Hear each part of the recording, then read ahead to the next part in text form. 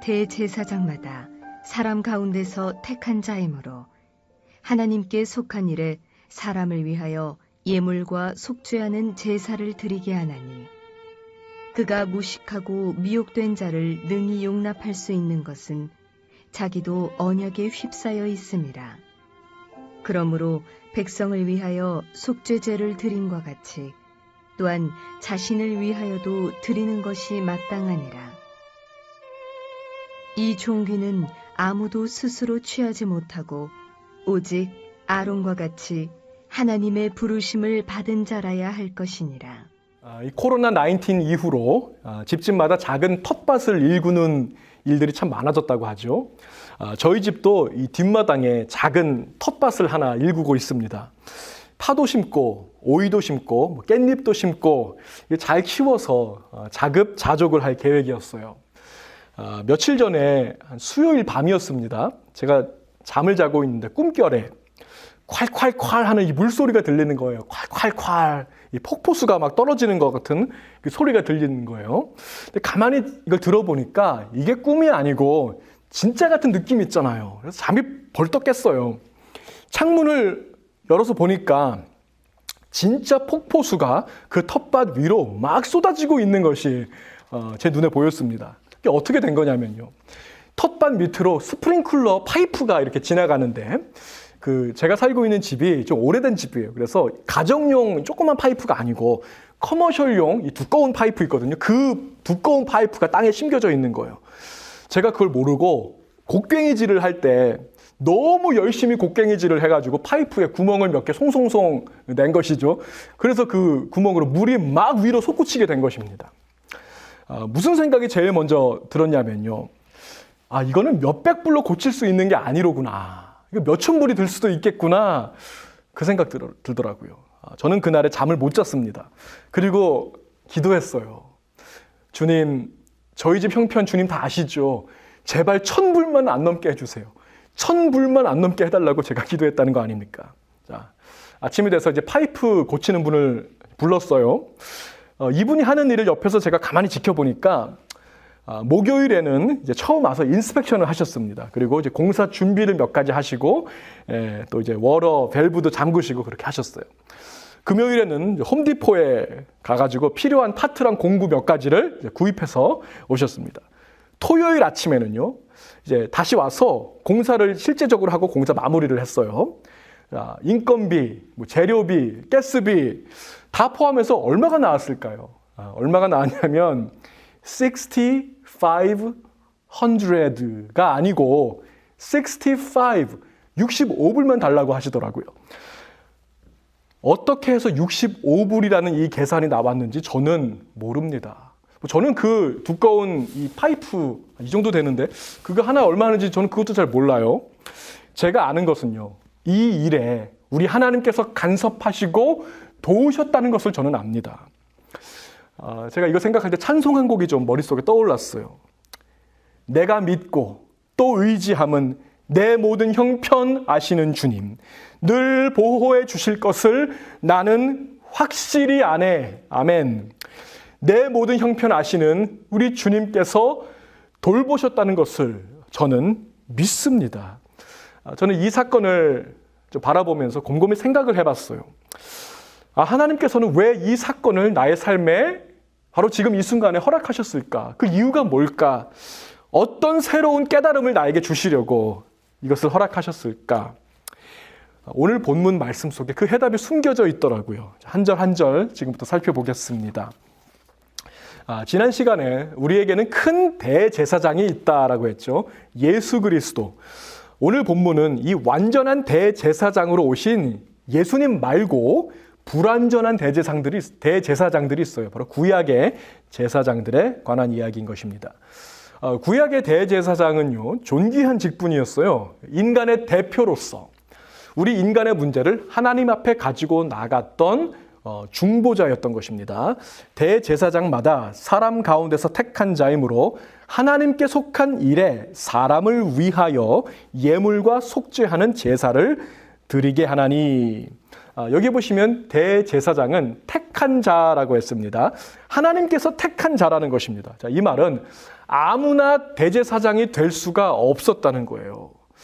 이스라엘의 12지파 중에서 레위 지파에서 태어난 사람들만이 제사장이 될 수가 있었어요. 자, 그 중에서도 아론의 직계 자손들만이 대제사장이 될 수가 있는 자격이 주어졌습니다.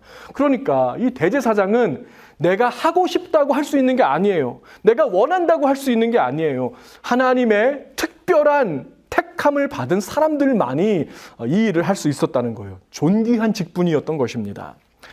대제사장의 중요한 직무가 오늘 1절에 나오고 있습니다. 첫 번째는 예물, 또 두 번째는 제사였어요. 사람이 하나님께 드리는 예물, 또 그리고 그 사람의 죄사함을 위한 구속의 제사. 자, 이 두 가지가 대제사장의 중요한 직무였습니다. 그뿐 아니라 성경에 보니까 여러 가지 다른 일들까지 감당을 했더라고요. 레위기 13장에 보시면은요.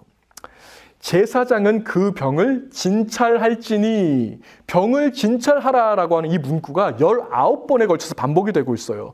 그러니까 대제사장은 의사의 역할까지 감당했었다라는 것입니다. 그뿐 아니라 레위기 14장에서는요. 이 환자의 병이 다 나은 것을 이제 최종적으로 확인한 다음에 정결 예식을 거행했어요. 몸을 깨끗하게 하는 일도 대제사장이 했습니다. 레위기 27장에서는요. 헌금과 헌물을 검사하는 일도 했어요. 역대하 19장에서는 재판도 했습니다. 민수기 27장에서는 어떤 일이 이제 하나님의 뜻이냐 하나님의 뜻이 아니냐 이것을 분별하고 판단하는 일까지 했습니다. 이게 대제사장이었어요. 존귀한 직분입니다. 택함 받은 자였습니다. 그럼에도 불구하고요. 이 대제사장들은 허물 많고 죄 많은 인간에 불과했습니다. 여전히 연약하고 여전히 죄악에 노출되어 있고 여전히 나의 죄를 위한 대속의 제물이 필요한 죄인이었다는 거예요. 그것이 바로 2절과 3절 말씀인 것입니다. 그가 무식하고 미혹된 자를 능히 용납할 수 있는 것은 자기도 연약에 휩싸여 있음이라. 그러므로 백성을 위하여 속죄제를 드림과 같이 또한 자신을 위하여도 드리는 것이 마땅하니라. 대제사장은요. 무식하고 미혹된 자를 능히 용납할 수 있었다고 했어요. 왜요? 자기도 무식하니까, 자기도 늘 미혹되니까, 자기도 그 연약함에 휩싸여 있으니까 그들을 이해할 수 있었다는 것이죠. 대제사장들은요, 사람들을 위해서 하나님의 일을 하는 그 중요한 직분을 가지고 있었기는 하지만 그것의 자기가 지은 죄에 대한 어떤 면죄부나 감형의 근거가 될 수는 없었습니다. 여전히 그들에게도 죄의 문제가 남겨져 있고요. 이 죄의 문제를 반드시 해결을 봐야 했었다는 거예요. 내가 죄인인 상태에서 다른 죄인들을 만나서 그들을 상대하고 그들을 대하는 거, 여러분 이거 결코 쉬운 일이 아니었습니다. 사실 대제사장으로서 산다는 건요, 그 스트레스가 어마어마했을 것입니다. 그 제사에 쓰일 짐승들 있잖아요. 그 자기 손으로 죽여서 그 피를 봐야 했다고요. 날마다 그 피 비린내 냄새를 맡아야 했다는 것입니다. 제사 드릴 때마다 죄의 문제와 죄의 심각성을 직면해야 했었다는 것이죠. 아픈 사람, 병 걸린 사람, 문제 많은 사람, 부정한 사람 다 누구한테 왔어요? 그 제사장들한테 왔다는 거예요. 얼마나 힘들었을까요? 그뿐 아니라 1년에 한 번 7월 10일에 대속죄일이 되면요. 백성들의 죄를 위한 그 대속의 제사를 드려야 되잖아요. 근데 그 제사를 드리기 전에 대제사장은 자기 자신의 죄를 위한 대속의 제사를 2번을 드리고 나서 그 다음에 백성들의 죄를 위한 그 대속의 제사를 드렸다는 거예요. 안 그러면 죽임을 당했기 때문에. 자, 이와 같이 대제사장은 날마다 두렵고 떨리는 마음으로 그 직무를 감당했어야 했다는 것입니다. 여러분 그 목사님들이 예배를 인도할 때요, 이런 기도 하시는 거 아마 여러분 많이 들어보셨을 거예요. 어떤 기도냐면요, 주님, 저의 연약함과 저의 부족함은 주님의 십자가 뒤에 완전히 감춰주시고 숨겨주시고 이 시간에 오직 주님의 사랑과 은혜만이 예배 가운데 드러나게 하여 주시옵소서. 여러분 이런 기도 많이 들어보셨죠? 이게 그냥 하는 말이 아닙니다. 그만큼 목회자들이 두렵고 떨리는 마음으로 그 직무를 감당하고 있다는 거예요. 그 목사님들도 사실 잘 알고 있거든요. 하나님 말씀을 앞에서 증거하고 말씀 전하고 있기는 하지만 그 말씀을 누가 제일 많이 들어야 하는지 그들도 알아요. 누가 변화하여야 변화되어야 하는지 안다고요. 누구예요? 내가 아니겠습니까? 그 말씀을 증거하고 있지만 그 말씀 내가 들어야 되고 내가 변화되어야 한다는 그 사실을 안다고요. 나도 똑같은 죄인인데, 나도 무식하고 나도 늘 미혹되고 나도 이렇게 연약한데 도대체 내가 무슨 자격으로 우리 성도님들 앞에서 하나님 말씀을 전할 수 있습니까? 목회자들마다 이 딜레마를 다 안고 있어요. 또 다른 딜레마가 하나 더 있다면요. 목회자들, 목사님들이나 사모님들 중에 정신적인 질환을 갖고 이제 고생하고 있는 분들 적지 않습니다. 또 우울증이나 이런 것들 참 많아요. 왜 그럴까요? 그 성도님들이 가지고 있는 그 아픈 이야기들, 그 어려운 이야기들, 죄의 이야기들, 연약한 이야기들, 미혹되는 이야기들, 그 수많은 문제들을요, 들어주고, 경청해주고, 공감해주고, 이해해주려다 보니까 정작 자기 자신의 속은 다 문드러지고, 허해지고, 닳아버린 분들이 얼마나 많은지 모릅니다. 자, 이렇게 힘든데 왜 목회 일을 계속하세요? 제가 이 질문을 얼마 전에 그 목회자 커피 브레이크 인도하다가 이 질문을 한번 드려봤어요. 아니, 이렇게 힘든데 왜 계속하세요? 왜 하세요? 왜 구약의 대제사장들은 그 힘든 일을 계속해서 할 수밖에 없었습니까? 오늘 본문에 그 해답이 있더라고요. 하나님께서 부르셨기 때문에, 하나님께서 부르셨기 때문에 하는 것입니다. 그것이 주님이 나에게 주신 소명이기 때문에 하는 거라고요. 콜링이기 때문이죠. 그래서 힘들어도 지쳐도 연약해도 감당하는 것입니다. 그것이 4절 말씀인 것이죠. 이 존귀는 아무도 스스로 취하지 못하고 오직 아론과 같이 하나님의 부르심을 받은 자라야 할 것이니라. 아멘. 하나님께서 부르셨기 때문에 우리는 이 길을 걸어가고 있다는 것입니다. 저는 처음에 이제 목회를 처음 시작할 때 목회에 대한 환상을 좀 갖고 있었어요. 목회자에 대한 환상. 이 목회 초년생들에게는요, 목회에 대한 어떤 허니문 기간이라고 할까, 이게 잠깐 찾아왔다가 지나갑니다. 화려하고 좋은 것만 눈에 보이는 그 기간이 있어요. 목회자가 되면 이것도 좋은 것 같고, 저것도 좋은 것 같고, 다 좋아 보이죠. 그러다가 이제 얼마 안 지나서 그 이면에 있는 것들이 슬슬 보이기 시작합니다. 거품이 슬슬 빠지기 시작합니다. 처음에는요, 설교에 대한 자신감도 좀 있어요. 왜냐하면 나만이 가지고 있는 어떤 독특한 성경의 해석이라든가 통찰력, 좋은 나만의 예화들 이런 게 다 있거든요. 근데 설교 몇 번 하다 보면 그거 다 없어지잖아요. 그럼 이제 거품이 슬슬 빠지기 시작하는 것이죠. 나의 무식함과 나의 연약함과 나의 미혹됨이 드러나기 시작한다고요. 벌거벗은 것처럼 다 까발려지고 드러나게 되면요, 그때는 목회에 대한 환상 이런 거는 없습니다. 그때부터는요, 소명이 끌고 가는 것입니다. 소명에 끌려가는 것입니다. 오늘 말씀을 듣는 이 분들 중에는요, 목회자들도 분명히 계실 것입니다. 하나님께서 부르셨기 때문에 그 부르심에 순종해서 이 묵묵히 이 길을 걸어가시는 분들께 제가 이 말씀을 오늘 좀 전해드리고 싶습니다. 여러분 중에 아무도 스스로 취하신 분이 없습니다. 여러분 중에 아무도 스스로 원해서 된 거 아닙니다. 여러분이 계획해서 된 거 아닙니다.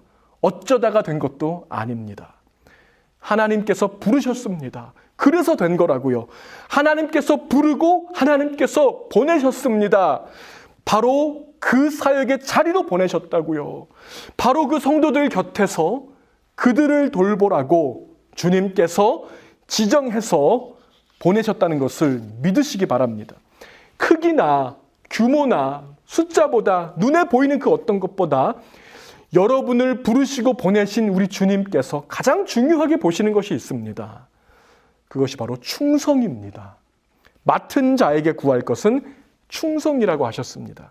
주님께서 부르신 바로 그곳에서, 그 자리에서 충성의 사람이 되세요. 충성하는 제가 되기 원합니다. 충성하는 우리 성도님들이 다 되시기를 바랍니다. 역대하 26장에 보시면요, 우시야 왕의 이야기가 여기 있어요. 이 우시야는 좋은 왕이었어요. 훌륭한 왕이었습니다. 그가 다스리던 때에 이 유다 왕국이 최전성기를 누렸어요. 52년 동안 그 나라가 형통했다라고 성경은 기록하고 있습니다. 우시야가 그의 아버지 아마샤의 모든 행위대로 여호와 보시기에 정직하게 행하며 하나님의 묵시를 밝히 아는 스가랴가 사는 날에 하나님을 찾았고 그가 여호와를 찾을 동안에는 하나님이 형통하게 하셨더라. 아멘. 이런 형통의 은혜를 누린 왕이 바로 우시야 왕이었는데, 자, 이 우시야가 말년에 치명적인 실수를 하나 하게 됩니다. 자, 너무 사람이 잘 나가다 보면 어떻게 되는지 아세요? 교만이 들어오죠. 우시야 안에도 교만한 생각이 잠깐 들어왔어요.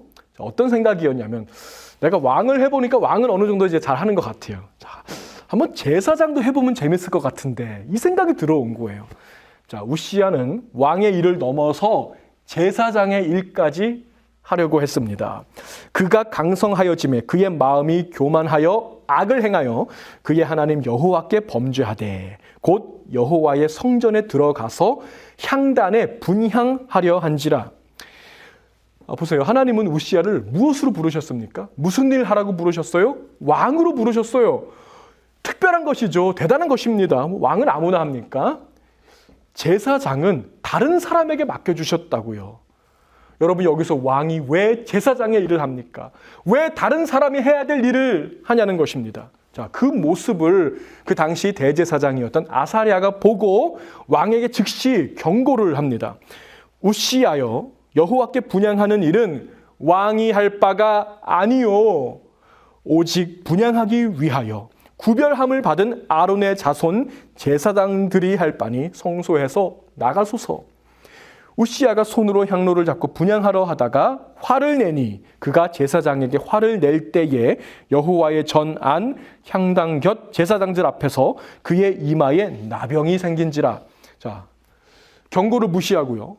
제사장의 일까지 스스로 하려고 했을 때 어떤 일이 생겼습니까? 그의 이마에 나병이 생겼다고 했어요. 가장 부정한 병 중에 하나라고 여겨졌던 나병이죠. 죽는 날까지 우시야는 나병 환자가 됩니다. 격리 조치되고 쓸쓸히 죽음을 혼자서 맞게 된 것이죠.